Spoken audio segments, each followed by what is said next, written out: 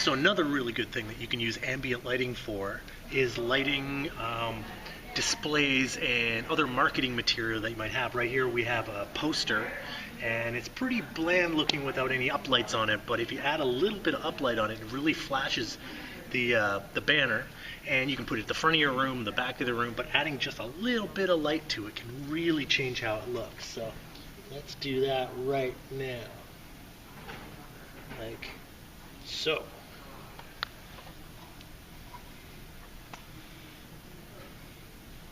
Hey, look at that. So you just put a little bit of light at the bottom of it, and you just shine it up the banner or the poster or whatever you have. Really changes the way it looks. It makes it very dramatic and brightens it up. You don't have to use LED lights. You can also go to, you know, your local little lighting store or any kind of store that sells little lighting and just buy a little tiny light that has a little base on it. Just put that at the bottom and shine it up. It works just as well.